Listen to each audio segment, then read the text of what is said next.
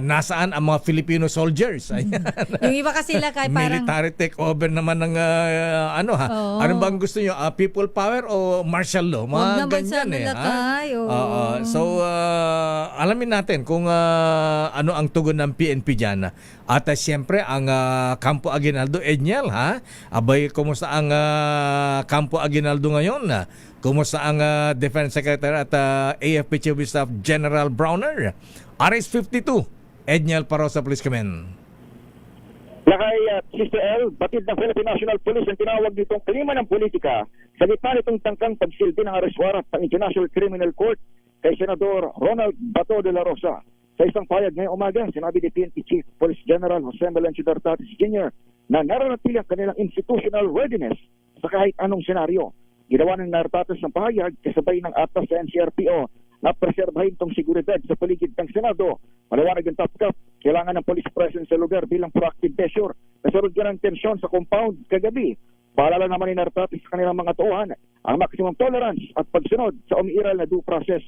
Sa ilang saglit lamang ngayong umaga, lakay at CCL maya-maya ay harap ulit ang PNP para magbigay ng updates doon sa security deployment sa paligid ng Senate compound.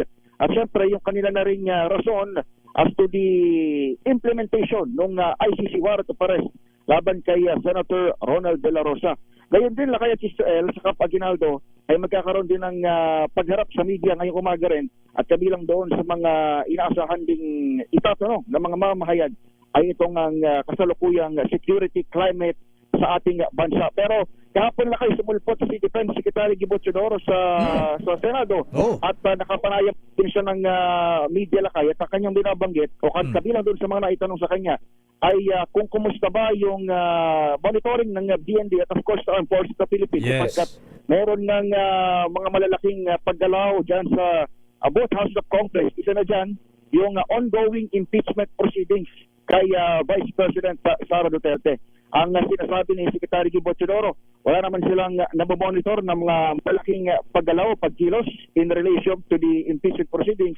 At gaya ng paulit-ulit ng binabanggit ng Defense Secretary, ay ayaw nilang patulan yung mga issue ng destabilisasyon at wala rin naman daw active member ngayon ng AFP ang namomonitor lakay sa kahit anong nabanggit kapag ikaya. Ako si Edniel Parosa, nag-uulat para sa DZRH. Una sa Pilipinas, una sa Pilipino. Maraming salamat, Edniel Parosa, sa bagay.